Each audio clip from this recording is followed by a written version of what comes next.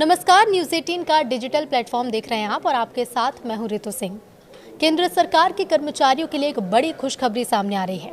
जल्द ही 8वां वेतन आयोग लागू हो सकता है और इसके साथ सरकारी कर्मचारियों की सैलरी में बड़ा बदलाव भी देखने को मिल सकता है। वित्त मंत्रालय द्वारा जारी टर्म्स ऑफ रेफरेंस के अनुसार सरकार अब सरकारी नौकरी की तनख्वाह को निजी क्षेत्र के बराबर लाने पर विचार कर रही है। इसका मकसद है कि सरकारी नौकरियां भी उतनी ही आकर्षक और प्रतिस्पर्धी बने जितनी निजी कंपनियों में होती हैं। अगर सरकार इन नई सिफारिशों को मंजूरी दे देती है तो कर्मचारियों को निजी कंपनियों जैसा सैलरी स्ट्रक्चर मिल सकता है।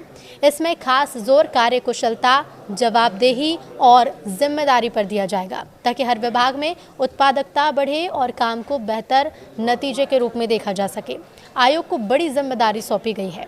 इस आयोग को ऐसा ढांचा तैयार करने की जिम्मेदारी दी गई है जो कुशल और प्रतिभाशाली लोगों को सरकारी क्षेत्र में काम करने के लिए आकर्षित करे। अब सरकार चाहती है कि सरकारी नौकरी को सिर्फ सुरक्षित रोजगार नहीं बल्कि एक ऐसा करियर माना जाए जिसमें तरक्की, अच्छे वेतन और विकास के अवसर हों।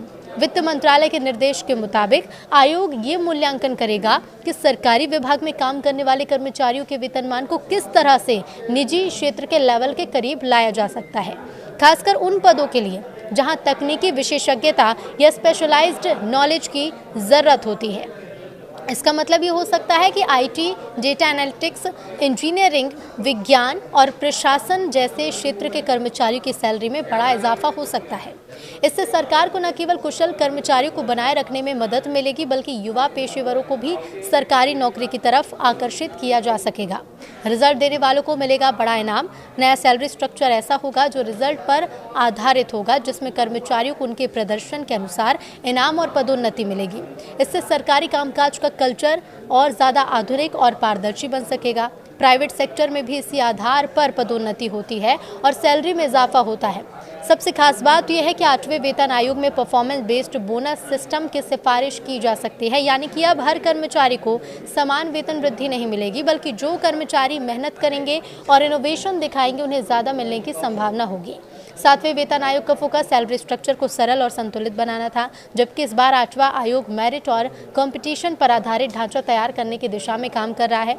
अगर ये नया सैलरी स्ट्रक्चर लागू हो जाता है तो भारत में सरकारी नौकरी की छवि पूरी तरह से बदल सकती है। अब सरकारी नौकरी को सिर्फ स्थायी और सुरक्षित मानने की बजाय लोग इसे एक बेहतर, चुनौतीपूर्ण और सम्मानजनक करियर विकल्प के रूप में देखेंगे।